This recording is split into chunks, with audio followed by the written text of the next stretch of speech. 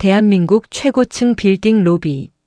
대리석이 반짝이는 그곳에서 한 남자의 인생이 무너지기 시작했습니다. 재벌 3세의 고함이 로비를 가득 채웠고 60대 경비원은 무릎을 꿇으며 연신 사죄했습니다. 그 순간 인파를 가르며 뛰쳐나온 한 여자. 그녀의 외침이 세상을 얼어붙게 만들었습니다. 그만하세요. 이분은 제 아버지입니다. 로비의 공기가 멈췄습니다. 스마트폰 카메라가 일제히 그 장면을 담아냈습니다. 하지만 아무도 몰랐습니다. 앞으로 어떠한 엄청난 일이 펼쳐질지를. 오만한 자는 모든 것을 잃게 되고 숨겨진 진실은 세상을 뒤흔들게 됩니다. 오늘 이야기는 사람을 아래로 보고 짓밟은 한 남자가 상상도 못할 대가를 치르게 된 날의 기록입니다. 잠시만요. 이런 이야기 처음이신가요? 좋아요와 구독은 다음 이야기를 이어가는 가장 큰 힘이 됩니다. 그럼 지금부터 오늘의 이야기를 시작하겠습니다. 2024년 11월 서울 도심. 하늘을 찌를 듯한 경운 그룹 본사 빌딩은 대한민국 경제의 상징 중 하나입니다. 100층이 넘는 이 거대한 건물의 1층 로비는 매일 아침 수백 명의 직원들로 북적입니다. 대리석 바닥이 반짝이고 천장의 샹들리에가 화려하게 빛나는 이곳. 하지만 이 화려함 뒤에는 보이지 않는 그림자들이 존재합니다. 오전 8시. 회전문 옆 작은 경비실에는 60대 후반의 남자가 서 있습니다. 김정식. 색이 바랜 경비복을 입은 그의 어깨는 세월의 무게로 굽어 있고 손은 오랜 노동으로 거칠게 굳어 있습니다. 그는 지나가는 사람들 하나하나에게 정중히 허리를 숙입니다. 하지만 그에게 제대로 된 눈길을 주는 이는 거의 없습니다. 그는 로비의 공기처럼 투명한 존재처럼 그저 그곳에 서 있을 뿐입니다. 정식의 시선이 회전문으로 향합니다. 매일 아침 이 시간 그가 가장 기다리면서도 가장 두려워하는 순간입니다.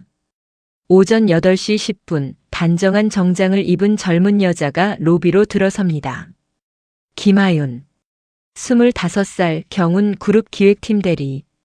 그녀는 이 회사에서 인정받는 엘리트 사원입니다. 하윤이 로비를 가로지를 때 정식의 눈빛에 그리움이 어립니다. 1초, 2초. 하지만 그는 시선을 거둡니다. 하윤 역시 경비실 쪽을 흘끗 보지만 곧 차갑게 고개를 돌려 엘리베이터로 향합니다. 둘 사이에 어떤 말도 오가지 않습니다. 인사도 눈빛의 교환도 없습니다. 마치 서로를 모르는 사람들처럼. 하지만 이것은 연극입니다. 고통스러운 연극. 김하윤은 김정식의 외동딸입니다. 20년 전 아내를 잃고 홀로 남겨진 정식은 끼니를 거르고 밤낮으로 일하며 딸을 키웠습니다. 반지하 빌라의 좁은 방에서 한겨울에도 보일러를 아끼며 여름에도 선풍기 하나로 버티며 그는 자신은 굶어도 딸만큼은 배고프지 않게, 자신은 헐어빠진 옷을 입어도 딸만큼은 단정하게 입혀 학교에 보냈습니다. 딸이 대학 입학 통지서를 받던 날 정식은 좁은 방 안에서 혼자 울었습니다. 기쁨의 눈물이었지만 동시에 두려움의 눈물이기도 했습니다. 대학 등록금, 생활비. 그것을 감당하기에 자신은 너무 무능했습니다. 결국 하윤은 장학금과 학자금 대출, 그리고 수많은 아르바이트로 스스로 대학을 졸업했습니다. 그리고 2년 전 하윤이 경운그룹에 입사했습니다. 아버지 정식은 딸보다 먼저 이 회사의 경비원으로 취직해 있었습니다. 딸이 첫 출근하던 날 정식은 하윤을 따로 불렀습니다. 좁은 경비실 안에서 그는 떨리는 목소리로 말했습니다. 하윤아, 회사에서는 절대 아는 척하지 마라. 아빠 때문에 내가 불이익 받을까봐 두렵다. 제발 부탁이다. 하윤은 아버지의 거친 손을 잡고 울었습니다. 하지만 결국 그 약속을 지키기로 했습니다. 그렇게 2년이 흘렀습니다. 매일 아침 딸은 아버지를 외면하며 지나가고 아버지는 딸의 뒷모습만 바라봅니다. 로비의 다른 직원들은 그저 한 명의 경비원과 한 명의 대리가 스쳐 지나가는 것으로만 봅니다. 엘리베이터 안에서 혼자 남은 하윤은 눈을 감습니다. 매일 아침 반복되는 이 순간이 그녀의 가슴을 찢습니다.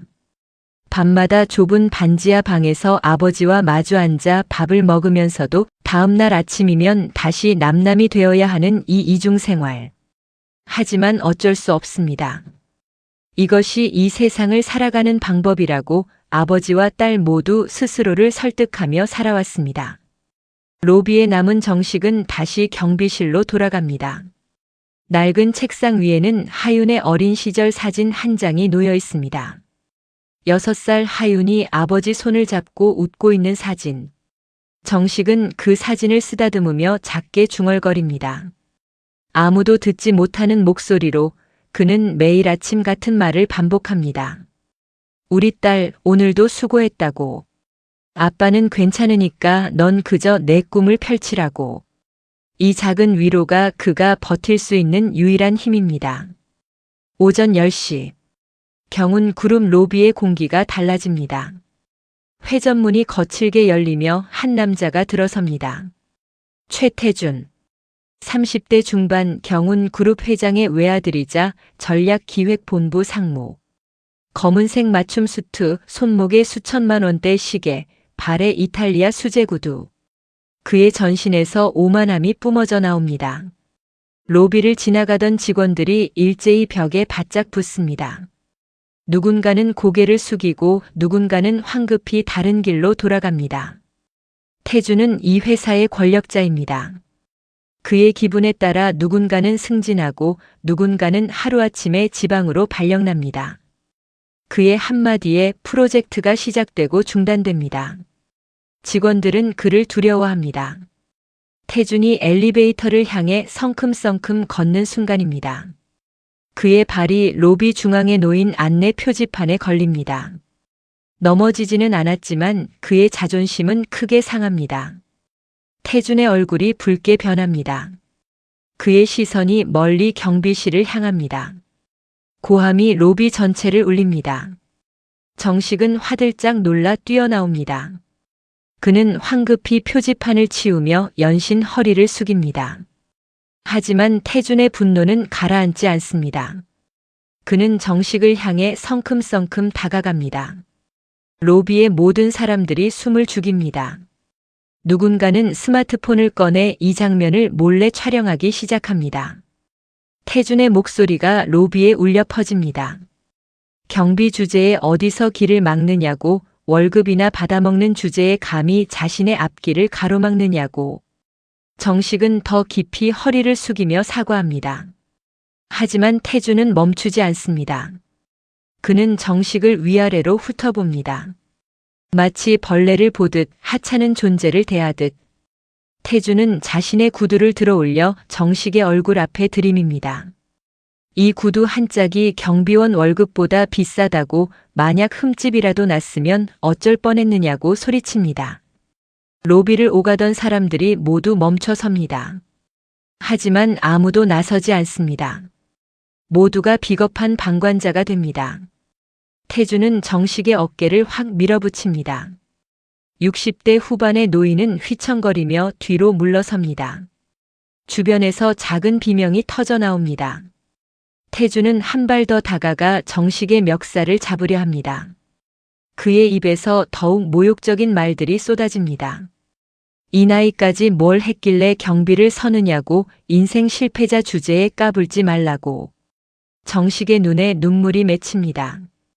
하지만 그는 참습니다. 이 자리를 잃으면 안 됩니다. 딸의 학자금 대출을 아직 다 갚지 못했습니다. 좁은 반지하 방의 월세도 밀려 있습니다. 그는 고개를 떨구고 다시 사과합니다. 죄송하다고, 자신이 잘못했다고, 다시는 이런 일이 없을 것이라고. 로비는 숨막히는 정적에 휩싸입니다. 대리석 바닥에 비치는 형광등 불빛, 샹들리에의 차가운 빛, 그리고 무릎 꿇은 노인과 그 위에 군림하는 젊은 재벌의 모습. 이 장면은 여러 대의 스마트폰 카메라에 담겨지고 있습니다. SNS에 올라갈 준비를 하고 있습니다. 하지만 이 순간 아무도 그것이 어떤 결과를 가져올지 예상하지 못합니다. 태주는 마지막으로 정식을 노려보며 경고합니다. 다음에 또 이런 일이 있으면 당장 잘리게 만들겠다고. 정식은 고개를 더 깊이 숙입니다. 태준이 돌아서서 엘리베이터로 향하는 순간 로비의 긴장이 조금씩 풀립니다. 하지만 정식은 그대로 서 있습니다. 굽어진 등, 떨리는 어깨, 그리고 바닥에 떨어진 그의 존엄. 같은 시각 15층 회의실. 김하윤은 노트북 앞에 앉아 프레젠테이션 자료를 마지막으로 점검하고 있습니다. 30분 후면 중요한 회의가 시작됩니다. 그녀는 이 프로젝트에 3개월을 투자했습니다. 오늘 발표가 성공하면 그녀는 팀장 승진을 앞당길 수 있습니다. 하지만 복도 밖에서 소란이 들려옵니다. 누군가가 급하게 뛰어가는 소리, 수군거리는 목소리들. 하윤은 처음에는 무시하려 합니다. 회의에 집중해야 합니다. 하지만 한 동료가 회의실 문을 박차고 들어오며 소리칩니다.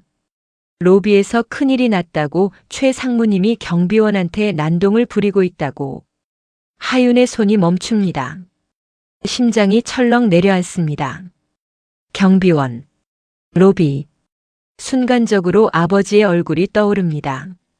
설마 아버지는 아니겠지. 하지만 불안감이 급속도로 커집니다.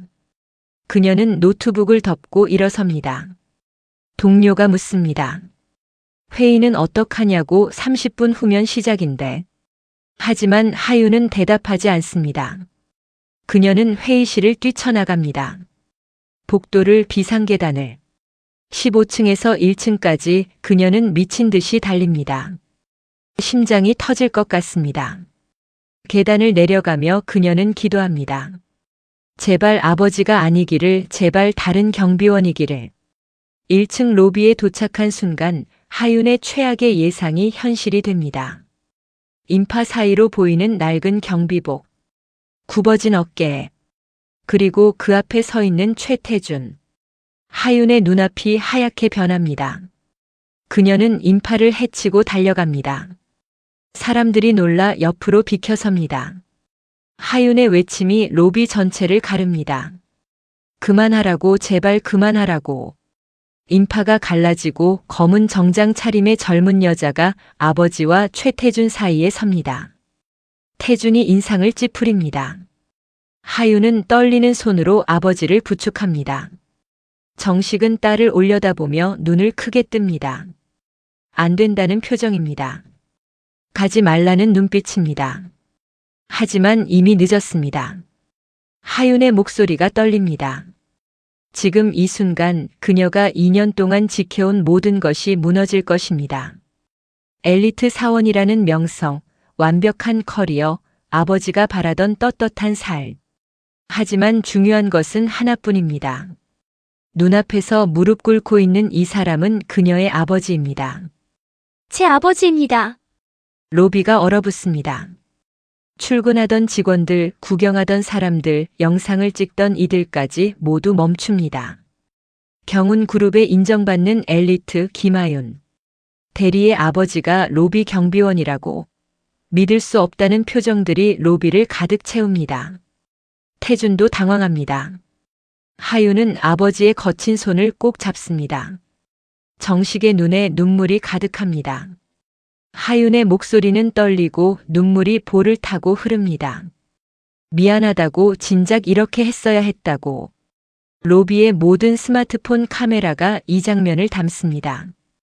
딸이 무릎 꿇은 아버지를 끌어안고 우는 모습. 재벌 3세 앞에서도 굴하지 않고 아버지를 지키려는 25살 여자의 용기. 다른 팀 상사가 황급히 달려와 소리칩니다. 회의는 어떡하냐고, 지금 이게 무슨 짓이냐고. 하지만 하윤은 고개를 들어 태준을 똑바로 쳐다봅니다. 그녀의 목소리는 떨리지만 단호합니다. 최 상무님. 아무리 상무님이셔도 이건 아닙니다. 한 사람의 인격을 이렇게 짓밟을 권리는 누구에게도 없습니다. 로비가 다시 한번 술렁입니다. 직원이 상무에게 정면으로 맞서다니. 태주는 얼굴이 붉어지며 소리치려 합니다. 하지만 그 순간 그의 휴대폰이 울립니다. 회장실. 그는 전화를 받고 얼굴이 굳어집니다. 이미 이 영상은 SNS에 퍼지고 있었습니다. 조회수는 실시간으로 폭증하고 있습니다. 같은 시각. 서울 강남 대한그룹 본사 회장실. 100층이 넘는 빌딩 최상층. 이곳은 한국 경제의 심장입니다. 넓은 집무실 한가운데 50대 초반의 여자가 서류를 검토하고 있습니다. 한도희. 대한그룹 회장. 대한민국에서 가장 영향력 있는 여성 경영인. 그녀의 책상 위에는 수십억 원짜리 계약서가 놓여 있고 컴퓨터 화면에는 실시간 주가 그래프가 떠 있습니다. 도희의 한마디에 수천억 원의 투자가 결정되고 수만 명의 일자리가 생기고 사라집니다. 하지만 그녀의 눈빛은 공허합니다. 이 모든 권력과 부명예. 하지만 그녀의 가슴 한편에는 늘 텅 빈 무언가가 있습니다. 젊은 비서가 태블릿을 들고 들어옵니다. 요즘 SNS에서 화제인 영상을 보라고 권합니다. 감동적이라고 난리라고. 도희는 별 관심 없이 화면을 터치합니다. 그리고 영상이 재생되는 순간 그녀의 세계가 멈춥니다. 영상 속 한 젊은 여자가 무릎 꿇은 노인을 부축하며 울부짖습니다. 하지만 도희의 시선은 그 노인에게 고정됩니다. 낡은 경비복, 굽어진 어깨, 하지만 그 얼굴. 도희의 손이 떨립니다.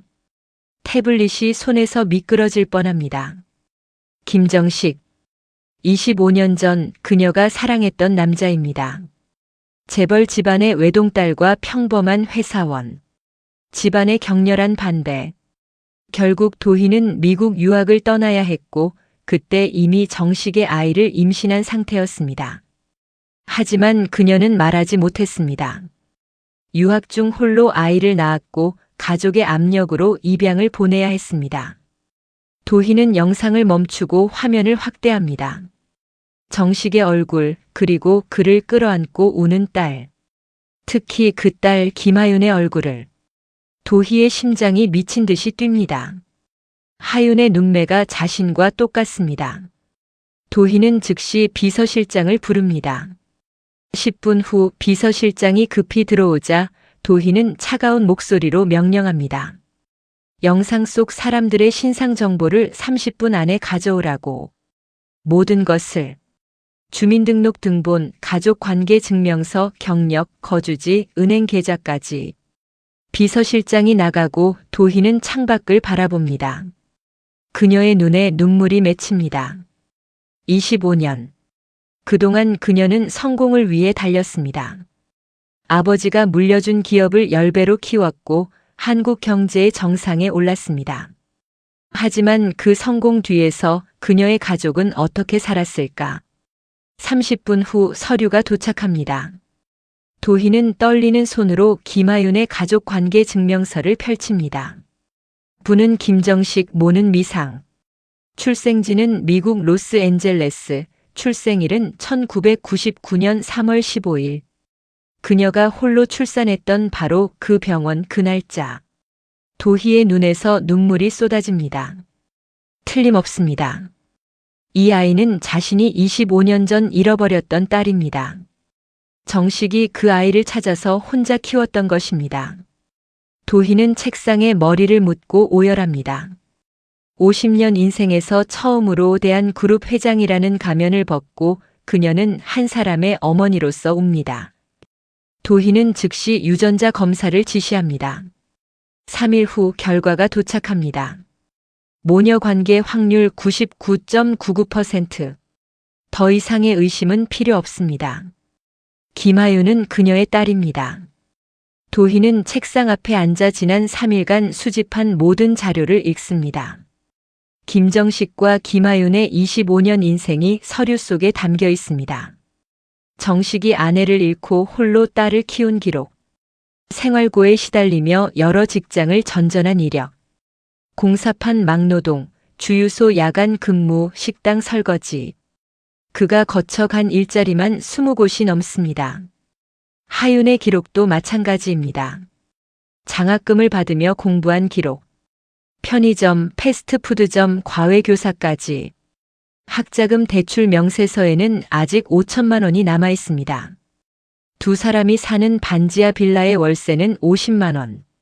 보증금은 겨우 500만 원. 도희는 자료를 한 장 한 장 넘기며 울리다. 그녀가 수십억짜리 펜트하우스에서 살 동안 그들은 곰팡이 핀 반지하에서 살았습니다. 그녀가 명품 가방을 사는 동안 그들은 월세를 걱정했습니다. 그녀가 미슐랭 레스토랑에서 식사하는 동안 그들은 편의점 도시락으로 끼니를 때웠습니다. 도희는 눈물을 닦고 일어섭니다. 책상 위 서류를 정리하며 그녀의 눈빛이 달라집니다. 더 이상 슬픔이 아닙니다. 차갑고 단호한 복수를 결심한 사람의 눈빛입니다. 그녀는 비서실장을 부릅니다. 경운그룹에 대한 모든 정보를 가져오라고 명령합니다. 재무제표, 계열사 구조, 주요 거래처, 임원진 비리, 최태준 상무의 개인 비리까지 모든 것을. 비서실장이 의아해하며 묻습니다. 왜 갑자기 경운그룹을 조사하냐고. 도희는 창밖을 바라보며 차갑게 대답합니다. 그 회사가 자신의 가족에게 한 짓을 똑같이 돌려줄 것이라고. 아니, 100배로 돌려줄 것이라고. 저 멀리 보이는 경운그룹 빌딩. 그 빌딩의 로비에서 그녀가 사랑하는 남자가 무릎을 꿇었습니다. 그녀의 딸이 울어야 했습니다. 비서실장은 회장의 표정에서 전율을 느낍니다. 20년 넘게 모셔온 도희 회장이지만 이런 표정은 처음입니다. 마치 전쟁을 선포하는 장군 같습니다. 그는 조용히 물러나 명령을 수행하기 시작합니다. 그날 밤 도희는 집무실에 홀로 남아 작전을 짭니다. 대한그룹의 모든 자금줄과 인맥을 동원할 것입니다. 경운그룹과의 모든 계약을 파기하고 협력사들에게 압력을 넣을 것입니다. 최태준의 비리를 검찰에 제보하고 경운그룹의 주가를 폭락시킬 것입니다. 도희는 컴퓨터 화면을 보며 차가운 미소를 짓습니다. 경운그룹의 약점이 빼곡히 적혀 있습니다. 이제 전쟁이 시작됩니다. 그리고 이 전쟁에서 도희는 질 생각이 없습니다. 다음 날 새벽 5시, 경운그룹 회장 최만식의 휴대폰이 울립니다. 긴급 전화입니다. 그는 잠에서 깨어 전화를 받습니다. 비서의 목소리는 떨리고 있습니다. 대한그룹에서 모든 계약을 파기한다고 통보해왔다는 것입니다. 최 회장의 얼굴이 창백해집니다. 대한그룹은 경운그룹의 최대 거래처입니다. 반도체 부품 공급, 건설 협력, 유통 계약까지 연간 거래액만 5천억 원이 넘습니다. 이 계약이 사라지면 경운그룹은 큰 타격을 입습니다. 최 회장은 급히 옷을 입고 회사로 향합니다. 차 안에서 비서에게 한도희 회장과의 면담을 신청하라고 지시합니다. 하지만 30분 후 돌아온 답변은 차갑습니다. 면담 불가. 더 이상 경운그룹과는 어떠한 접촉도 하지 않겠다는 것이 대한그룹의 입장입니다. 회사에 도착한 최 회장을 더 큰 재앙이 기다리고 있습니다. 경운그룹의 주요 협력사 5곳이 동시에 거래 중단을 통보한 것입니다. SJ전자, 금호건설, 유통 3사까지 모두가 같은 시간에 같은 결정을 내렸습니다. 이건 우연이 아닙니다. 비서가 태블릿을 들고 들어와 영상을 보여줍니다. 3일 전 로비에서 벌어진 그 장면. 최태준이 경비원 정식을 괴롭히는 모습. 영상 조회수는 이미 500만을 넘어섰고 댓글에는 경운그룹을 비난하는 글이 폭주하고 있습니다.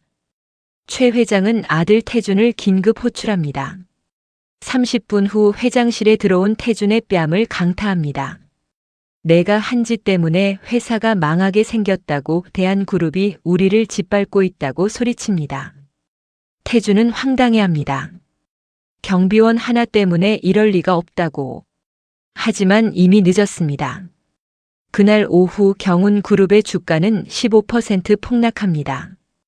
투자자들이 패닉에 빠져 주식을 팔아치웁니다. 시가총액 1조 원이 하루 만에 증발합니다. 더 큰 충격이 이어집니다. 검찰청 경제범죄수사부가 경운그룹에 대한 압수수색 영장을 발부받습니다. 혐의는 횡령, 배임 탈세, 그리고 최태준 상무의 개인 비리도 포함되어 있습니다. 협력사로부터 받은 리베이트, 비자금 조성, 부당 인사 개입, 직장 내 괴롭힘. 언론이 일제히 경운그룹을 향해 포문을 엽니다. 메인 뉴스의 톱 기사, 경제신문의 일면, 인터넷 포털의 실시간 검색어 1위. 모든 것이 경운그룹입니다. 그리고 모든 제보의 출처는 익명의 제보자. 하지만 업계는 압니다. 이 모든 것이 대한그룹 한도희 회장의 작품이라는 것을. 최 회장은 긴급 이사회를 소집합니다. 하지만 이사들의 얼굴에는 이미 패배감이 가득합니다. 은행에서 대출 회수 통보가 왔고 주주들이 경영진 퇴진을 요구하고 있습니다. 이 상태로는 한 달도 버티기 힘듭니다. 최 회장은 창밖을 바라봅니다. 저 멀리 보이는 대한그룹 타워. 그 최상층에서 한도희가 자신을 내려다보고 있을 것입니다. 그는 모릅니다. 자신의 아들이 밟았던 그 경비원이 한도희의 인생에서 가장 소중한 사람이었다는 것을. 대한그룹 회장실. 도희는 경운그룹의 주가 차트를 보며 차가운 미소를 짓습니다. 이제 시작일 뿐입니다. 그날 저녁. 서울 외곽의 낡은 빌라촌. 좁은 골목길을 따라 내려가면 나오는 반지하 빌라. 김정식과 김하윤이 사는 곳입니다. 창문도 제대로 없는 좁은 방. 벽에는 곰팡이가 피어 있고 천장에서는 물이 새는 흔적이 역력합니다. 하윤은 작은 식탁에 앉아 멍하니 벽을 바라봅니다. 3일 전 그 사건 이후 그녀는 회사에서 대기 발령을 받았습니다. 사실상 해고 수순입니다. 정식은 딸의 어깨에 손을 얹습니다. 자신 때문에 미안하다고, 자신이 좀 더 잘났으면 이런 일은 없었을 거라고. 하윤은 아버지의 손을 잡습니다. 거칠고 굳은 살 가득한 손. 이 손이 자신을 25년 동안 키워왔습니다. 후회하지 않는다고, 회사는 다시 구하면 되지만 아빠는 세상에 하나밖에 없다고. 정식의 눈에 눈물이 맺힙니다. 똑똑똑. 문을 두드리는 소리가 들립니다. 이 시간에 누가 왔을까? 정식은 의아한 표정으로 문을 엽니다. 그리고 그는 얼어붙습니다. 문 앞에 고급 코트를 입은 여자가 서 있습니다. 가로등 불빛 아래 그녀의 얼굴이 드러납니다. 50대지만 여전히 아름다운 얼굴. 정식은 그 얼굴을 압니다. 25년이 지났어도 한 번도 잊은 적 없는 얼굴. 한도희입니다. 도희는 정식을 바라보며 눈물을 흘립니다. 25년 만의 재회입니다. 도희의 목소리는 떨립니다. 미안하다고.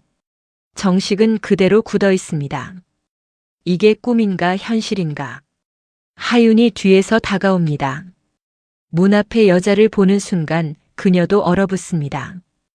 TV에서 수없이 봤던 얼굴. 대한민국 1위 기업 대한그룹의 한도희 회장. 왜 이곳에 왔을까? 도희는 조용히 묻습니다. 안에 들어가도 되겠느냐고. 정식은 황급히 방을 정리하려 하지만 이미 늦었습니다. 좁고 지저분한 방, 낡은 가구, 벽에 곰팡이. 모든 것이 그대로 드러납니다. 도희는 방 안으로 들어옵니다. 주변을 둘러봅니다. 이곳이 지난 25년 동안 정식과 하윤이 살았던 곳입니다. 자신이 수십억짜리 펜트하우스에서 살 동안 그들은 이곳에서 살았습니다. 도희는 더 이상 참지 못하고 무릎을 꿇습니다. 대한민국 최고의 여성 경영인, 수십조 원의 부를 가진 재벌 회장이 좁은 반지하 방에서 무릎을 꿇습니다. 정식이 황급히 그녀를 일으키려 하지만 도희는 고개를 숙인 채 울기만 합니다. 도희가 말합니다. 25년 전 임신했었다고. 정식의 아이를. 하지만 말하지 못하고 미국에 갔다고. 홀로 아이를 낳았지만 가족의 압박에 못 이겨 입양을 보냈다고. 그 아이가 바로 하윤이라고. 방 안이 얼어붙습니다. 하윤은 뒤로 비틀거립니다. 정식은 멍하니 도희를 바라봅니다. 도희는 유전자 검사 결과를 보여줍니다. 확실하다고. 하윤은 자신의 딸이라고. 도희는 하윤에게 다가갑니다. 하윤은 울먹이며 뒤로 물러섭니다. 25년이나 어디 있었느냐고 아빠가 얼마나 힘들게 자신을 키웠는데. 도희는 고개를 숙입니다. 알고 있다고 다 자신의 잘못이라고. 정식은 두 사람을 번갈아 봅니다. 그리고 조용히 도희에게 다가가 그녀의 손을 잡습니다. 도희가 고생 많았다고. 그 말에 도희는 무너집니다. 25년 동안 쌓아온 모든 강함이 무너집니다. 그녀는 정식의 품에 안겨 어린아이처럼 웁니다. 좁은 반지하 방에서 25년 만에 재회한 세 사람은 서로를 껴안고 옵니다. 잃어버린 시간, 함께하지 못한 세월, 각자의 고통. 모든 것이 눈물로 흘러내립니다. 3개월 후 서울중앙지방법원 재판장의 판결이 떨어집니다. 피고인 최태준에게 징역 2년, 횡령, 배임, 직장 내 괴롭힘 등의 죄가 인정됩니다. 한때 재벌 3세로 잘나가던 그는 이제 수감될 처지입니다. 법정 뒤편에는 한도희, 김정식, 김하윤이 앉아 있습니다. 도희는 차분한 표정으로 판결을 지켜봅니다. 정식이 조용히 말합니다. 끝났다고. 도희는 고개를 끄덕입니다. 경운그룹은 결국 법정 관리에 들어갔습니다. 주요 자산은 매각되었고 최 씨 일가는 모든 재산을 잃었습니다. 도희의 복수는 완벽했습니다. 하지만 정식은 묻습니다. 후회하지 않느냐고, 이렇게까지 할 필요가 있었느냐고. 도희는 정식의 손을 잡으며 대답합니다. 당연하다고. 자신들의 딸이 울었는데 그냥 넘어갈 순 없다고. 정식은 도희를 바라보며 미소 짓습니다. 25년이 지났지만 도희는 여전히 도희입니다. 2주 후 대한그룹 본사에서 기자회견이 열립니다. 한도희 회장이 특별한 발표를 합니다. 김하윤을 대한그룹의 정식 후계자로 임명한다고. 카메라 플래시가 터지고 기자들이 술렁입니다. 도희는 딸의 손을 잡으며 말합니다. 자신의 딸은 반지하 빌라에서 자랐다고. 장학금을 받으며 공부했고 아르바이트로 생활비를 벌었다고. 금수저가 아닌 스스로 일어선 딸이 자랑스럽다고. 박수가 터져 나옵니다. 하윤의 눈에 눈물이 맺힙니다. 기자회견이 끝나고 세 사람은 도희의 집무실로 향합니다. 100층 최상층, 서울이 한눈에 내려다 보이는 그곳. 정식과 하윤은 창밖 풍경에 넋을 잃습니다. 도희가 말합니다. 이제 이 모든 게 우리 가족의 것이라고. 정식은 고개를 젓습니다. 아직도 적응이 안 된다고. 3개월 전까지만 해도 자신은 경비원이었는데. 도희는 정식의 손을 잡으며 말합니다. 정식은 자신의 인생에서 가장 소중한 사람이라고. 회장이든 경비원이든 중요하지 않다고. 중요한 건 함께 있다는 것이라고. 세 사람은 서로를 껴안습니다. 창밖으로는 서울의 야경이 펼쳐집니다. 그날 밤 도희의 저택에서 정식은 도희에게 청혼을 받습니다. 25년 늦었지만 이제라도 제대로 하고 싶다고. 정식은 그녀의 손을 잡으며 대답합니다. 평생 그녀를 잊은 적이 없었다고. 1년 후 김하윤은 대한그룹 부사장으로 승진해 경영 일선에서 활약하고 있습니다. 젊은 나이지만 그녀의 능력은 업계에서 인정받고 있습니다. 한도희와 김정식은 결혼해 행복한 신혼생활을 보내고 있습니다. 정식은 대한그룹의 고문으로 일하며 도희를 돕고 있습니다. 최태준은 출소 후 작은 식당에서 아르바이트를 하며 새로운 삶을 살고 있습니다. 그는 이제 사람을 무시하지 않습니다. 어느 날 하윤은 대한그룹 로비에서 경비원들에게 다가가 정중히 인사합니다. 경비원들은 감격합니다. 재벌 부사장이 자신들에게 이렇게 정중하게 인사하다니. 하윤은 미소 짓습니다. 그녀는 잊지 않았습니다.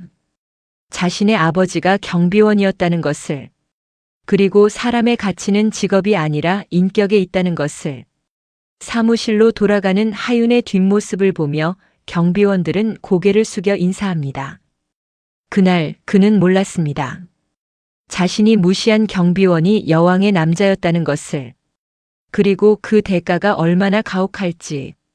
이상 여러분의 마음극장 마장이었습니다. 오늘 이야기가 마음에 작은 울림을 남겼다면 좋아요와 구독, 알림 설정으로 다음 이야기에서도 다시 만나 뵙겠습니다. 더 좋은 이야기로 곧 찾아오겠습니다. 감사합니다.